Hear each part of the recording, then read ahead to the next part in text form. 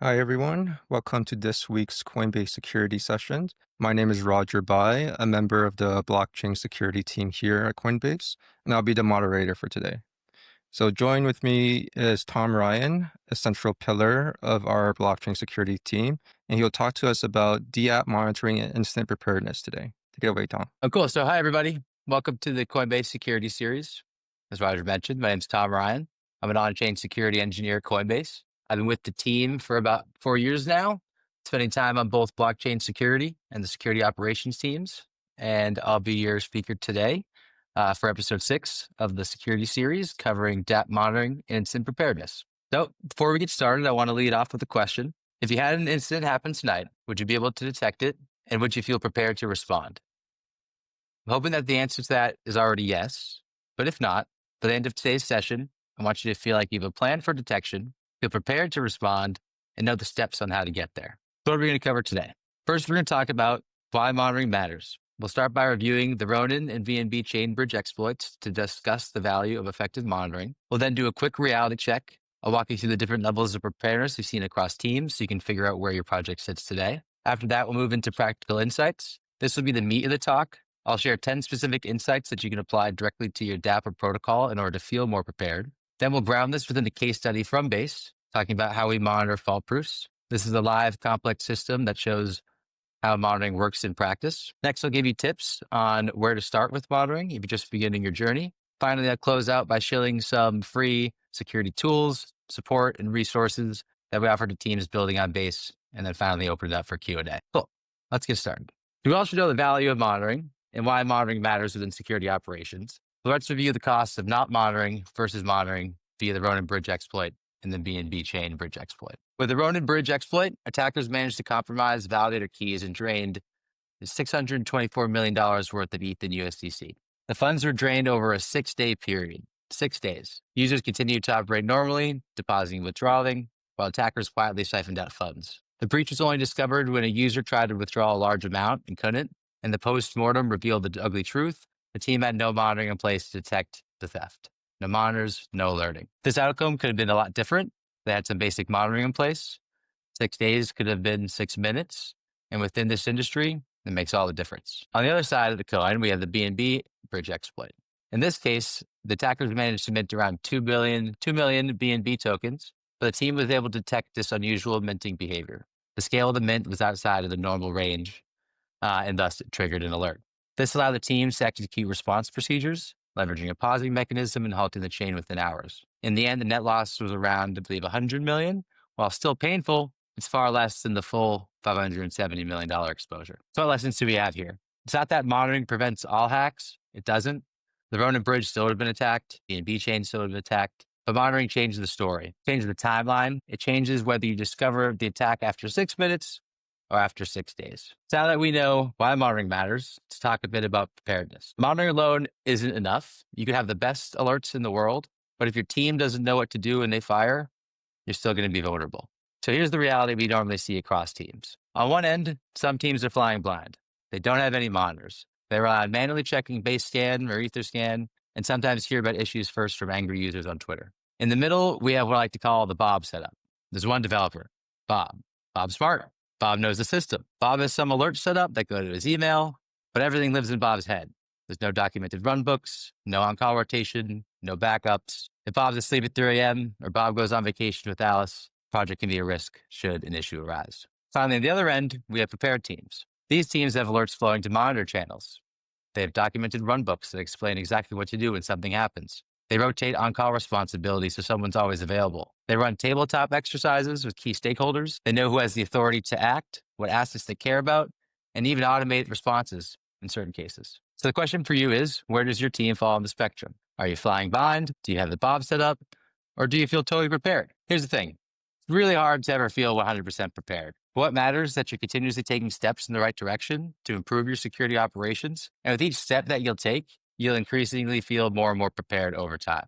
So let's shift gears into some tips on how to feel more prepared. I want to share 10 insights that you can apply directly to your project today. But before I do that, I do need to do a quick disclaimer that monitoring incident preparedness is not one size fits all. Security operations will depend on your specific protocol, your organization, your team structure, your tools and tech stack, and the maturity of your processes. So as I go through these insights, think about your organization. What tools do you have? What processes do you follow? What people are available? And adapt these ideas to fit your context. Let's jump into it. So, first of all, get your monitoring requirements from your threat models and audits. When you're setting up monitoring, it's easy to get consumed by how am I get alerted? What dashboards do I need to build? Where do these things need to go? Start with your threat models and your audit findings. These documents will tell you where your protocol is most at risk. And these risks should drive the answers to what do we need to monitor and why are we monitoring? One tip is to only focus on the how are we monitoring and responding once you've nailed down the what and the why. This will flow naturally once you have those questions answered and make it a little easier when you're not overwhelmed by all the things necessary to get monitoring set up. Another tip that I found helpful is segregating duties between the why, what, and how. If you have a single person owning the full life cycle, it's easy to kind of get blind spots as you're building, kind of think you know the whole thing. But if you have an auditor to inform the what, a security and DRI to define the why, and a monitoring engineer to implement the how, the separation creates a healthy friction that helps you uncover blind spots. Next, test your monitors. Test them on test net. That's why we have base Sepolia, right? It's not enough to set the monitors, but you need to know that they actually work. Simulate realistic scenarios, fire your monitors, and confirm they're alerting the way you expect them. It's okay to have some monitoring overlap.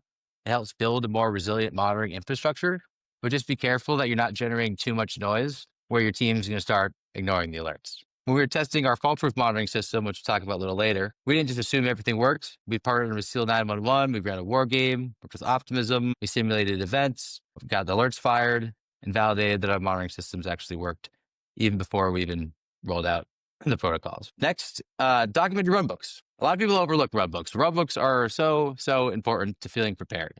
When an alert fires, the worst thing that you can do is to scramble to figure out what it means. Every alert should have a runbook, and ideally, 2 runbooks, in my opinion.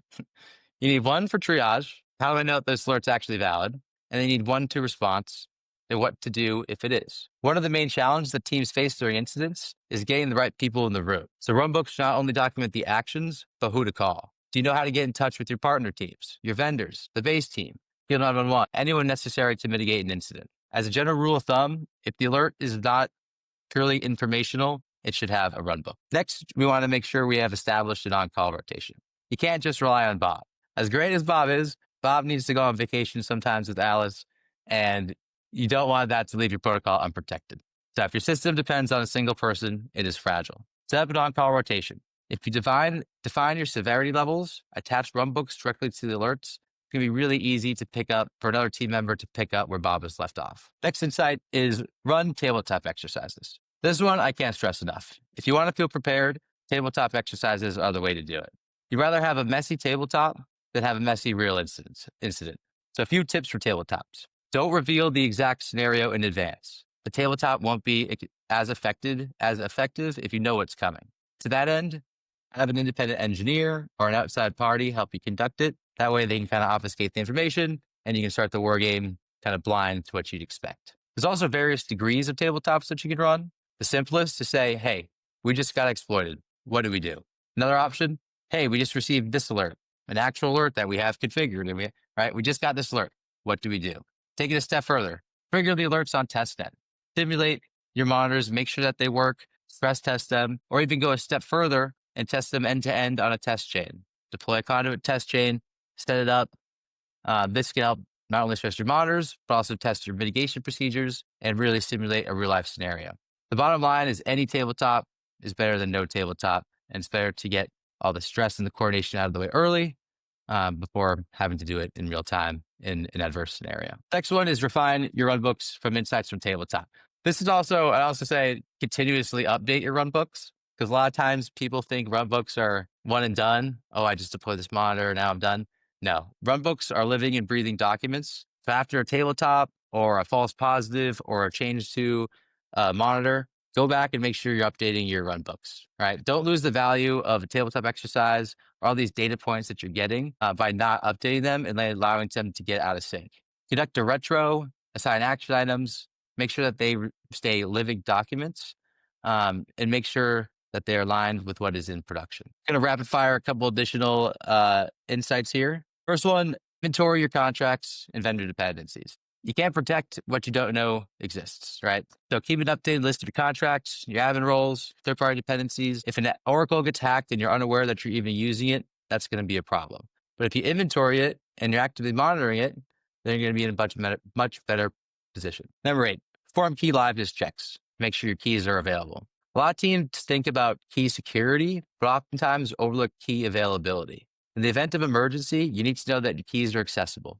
You don't want to wait till the last moment to discover that they're either locked away, not available, or with a previous employee. The best defense is worthless if there's no one can actually invoke these mitigating actions. Number 9, automate responses when possible. Speed matters in our world, so automated responses like pre-signed pauses can buy you time in the event of an incident. That said, automation does come with some risks. Make sure your automated responses are tied to super high fidelity alerts. Otherwise, you're going to be pausing contracts unnecessary, hurting user experience, or waking Bob up in the middle of the night for no reason. Finally, request help. You're not in this alone. Base has so many support channels. The community has resources like SEAL 911 in case of incidents. Other builders have walked this path, so don't be afraid to reach out and lean on the community for support. So these 10 insights might sound simple, but they can help you move from flying blind to relying on Bob to being prepared as a resilient team. All right, let's bring this back to a real world example and talk about monitoring fault proofs on Base. Fault proofs are a part of Base's architecture for decentralized permissionless validation of change state. They allow anyone to propose a state and anyone to challenge it. Fortunately for me, the guy who was working on how to monitor, we had audited the crap out of our fault proof contracts, so we had a really good understanding of what we need to monitor and why. Fault proofs are a good case study because they're made up of several modular components. One of them being the system itself, and the other being the actual dispute games that are created from the factory, among other components that fall into the whole fault proof ecosystem and system. So within fault proofs, we had asked, what are we monitoring, right? Ownership changes, privileged actions. Why are we monitoring? To ensure system integrity. For dispute games, what are we monitoring? Early ETH withdrawals, challenge proposals. Why are we monitoring?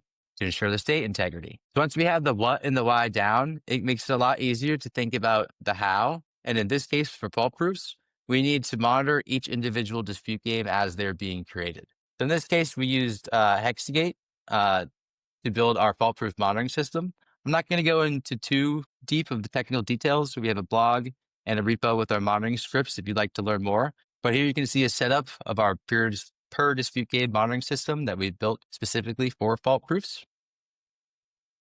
On this next slide here, I also dropped in a couple of examples of more along the how. On the left side, you can see how we're monitoring individual event invocations on specific smart contracts. And on the right side is a screenshot of gate-lang script and custom invariants that we've built for the dispute game monitors. So throughout the lifecycle of Base, we're also performing tabletop exercises. One of the ones that we did in collaboration with Optimism and SEAL was a war game in which we simulated a fault-proof upgrade that led to a vulnerability that allowed withdrawals on layer 1 without a corresponding backing on layer 2. So in this war game, the SEAL 911 team set up a test chain. They didn't tell us what they were going to simulate. We replicated our monitors on this test chain, kicked off the war game, thankfully got alerted when the exploit was deployed, and then we conduct the war game, simulate our mitigation responses in collaboration with Optimism. It was really just an enriching and great learning experience all around. So big shout out to SEAL 911 and the Optimism team for partnering with us on that. So if I were to go back and build monitoring from the ground up, right, where would you start? Say you have nothing today and you want to get started. How can you try to take it in manageable bites? So divide into kind of 4 pieces here. First is function and event monitoring. This is kind of the simplest, most rudimentary. You should be monitoring critical functions and event invocations that could impact your contracts, right? So this is things like upgrades, changes to ownership, pausing, setting different oracles. You can do this on Etherscan, but that's like not a level of transparency. We want to know when these happen. We want to be able to be alerted when it happens. Say something pauses and you didn't expect to pause, right? Now we're going to have something we got to investigate there. So if you have to really start at the base, focus on function and event monitoring, use your audits to identify what you need to monitor and what functions to alert on, and set those ones up. Next, threat monitoring. So this is a generic threat monitor with AI and ML solutions. This is something that's actually available via free Hexagate monitoring on base, which we'll talk a little bit more later. This serves as a generic catch-all should you not have direct monitoring coverage over a certain aspect, right? So it's going to detect things that maybe you don't have the capabilities to detect, or maybe you're just monitoring functions and events. This will give you an added layer on top of that to detect additional threats that you may not have been privy to. Next, community monitoring. So I would set up inbound channels so the community can bring issues to your attention. Right? So let's say a user sees something weird. They need to know how to reach out to you. They need to know how to communicate this issue. Someone on crypto Twitter is, identified that your contract's being attacked, but they can't figure out who owns this contract or if anyone even cares about this contract. You want to make sure that the community knows that this is yours and know who to reach out to, and they can reach out to you in a timely manner, and that these channels are monitored, and that you can take actions from these channels. So do things like join the base builder network. You also can register your app via the open label initiative. Make sure you plug in all your socials and everything like that. So if something does arise, the community can reach out to you and you can take appropriate action. One of the more advanced levels of monitoring, I'd say, is invariant monitoring. So you can design variants to detect when your protocol is not working as intended. These are a little bit trickier. So this would be like an unexpected mint over a certain amount, but oftentimes you need to configure like what is that certain amount of the mint that you want to expect. So you might have some false positives that arise of it, might require some tweaking. It might require some different scripting languages and things to actually design these invariants in support of your monitoring systems. But don't let that one scare you. They're not too hard. Once you have your odd requirements and everything like that, the how will figure itself out. So next, I want to talk about some of the perks of building on base. One of the best parts of building on base is you don't have to do it by yourself. We are here to support you. I'm going to plug 3 programs that we have that are directly relevant to this talk. So the first one is free monitoring with Hexagate. So if you apply, which we'll send out the links for the application after this, to Hexagate, you can get access to the free ecosystem tier on base. This will provide you with real-time ML-based threat modeling for up to 10 contracts, plus 5 custom monitors for the known threats. And you can send these alerts to SAC, Telegram, or email. We also recently launched free security reviews by our protocol security team. This program is currently in beta and offers scoped reviews, security recommendations, and hand-on guidance. And then finally, there's also free audits through partnership with Security XYZ, backed by over $1 million in security grants. These are available for builders on base. And we want to make sure that all of our builders are supported and have all the resources that they need. So these aren't just perks. These are part of how we think about building a secure ecosystem. Because if you succeed, the ecosystem succeeds. And if you fail due to an avoidable exploit, everyone loses. So please take advantage of these resources. You can find them and more at base.org/build. And to close out, monitoring incident preparedness, it's not going to eliminate risk, but it's going to change the story. Preparedness isn't about perfection. It's about being able to respond quickly and effectively. It's about making sure you're not flying blind. It's ensuring that you're not relying solely on Bob. It's about knowing that if something happens at 3 a.m. on a Sunday, that you're ready. So my challenge to you, after today, take one step, inventory your contracts, write one run book, test one monitor, just start. As you keep shipping, you'll feel more and more prepared. And remember, you're not alone. Base is here to support you, and the community is here to support you. So thank you so much for joining today's session, and we can move on to Q&A. Yeah, thanks so much, Tom. It was very informative. So we have a Anytime. user question here from Meme Market. Are you able to monitor poly market of meme coins? So just for some context, poly market is like a prediction market. And I guess for meme coins, maybe like, can you monitor the price of a token or something? Yeah, I'm sure you can. I'll say you can't. I don't unless it's on base. I don't believe you can do it through the Hexagate partnership. Um, but yeah, there's tons of monitoring solutions that are evolving. So yeah, this talk was more focused on how to protect your own dApp protocols rather than monitoring poly market coins. But I'm sure there are plenty of solutions out there that can satisfy that need as well. Yeah, so one question I had, like these monitoring we're talking about, it seems to be a lot. We implement them after creating the smart contracts and the protocol. I was wondering if it's possible to have the idea of monitoring during the design phase. Would that help with creating monitors or anything like that? Yes. Short answer, yes. So when you're designing a smart contract and I'll tell you, when you're designing the monitors for it, if it's difficult to look something up or query something, or like you don't have an event for it, it can get quite difficult to develop monitoring solutions for it. So in the design phase, if you could build something that's either easy to look up, whether it be a contract event or something that can be queried with an invariant, it'll make things a lot easier. If it's obscured or hard to recalculate or reperform, it can be a lot harder. Um, and yeah, monitoring, it's very important to have security involved in the design phase as well as you design and launch your dApps.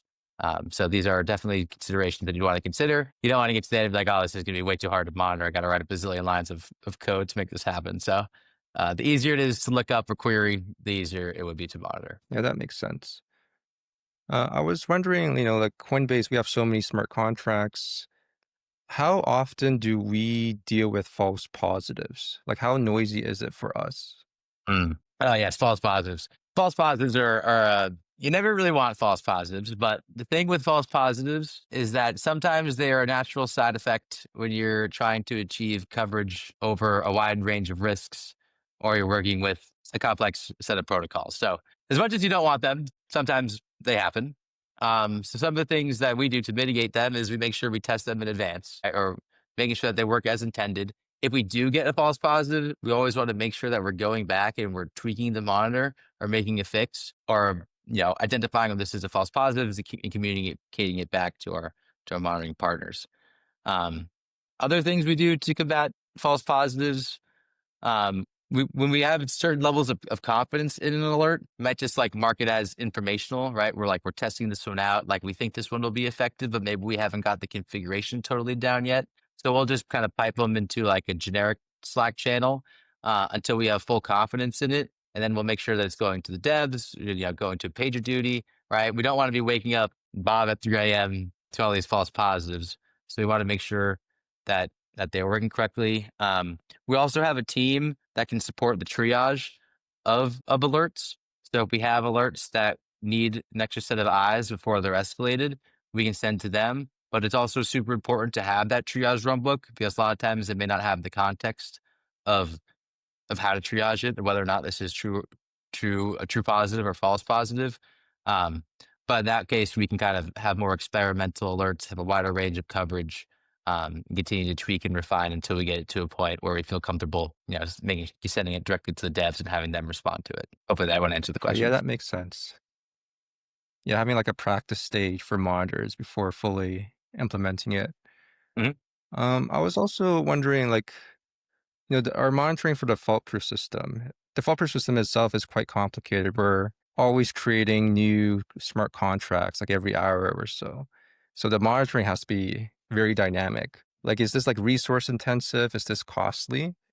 Yeah, so we partnered with Hexagate to build out our fault-proof monitoring solutions. Hexagate team was super accommodating, help us build solutions to meet all of our needs. We are, you know, using all their capabilities in order to build out our fault-proof monitoring solution. Um, so to put it simply, the cost is about the cost of Hexagate. Fortunately, though, for base users, if you do sign up for the Hexagate ecosystem program and the capabilities that are offered there do not support, or you need more beyond what is offered in the free program, we do through the partnership offer a discounted rate for base builders to get access to the full enterprise tier. You can have the same capabilities. And variant monitors and so on that we have for our fault-proof systems. Okay, yeah, that's good. Yeah, so I think that's all the time we have for today. Thanks for attending, everyone, and we'll see you in the next Coinbase security session. And thanks for coming, Tom. Anytime. Thanks, everyone.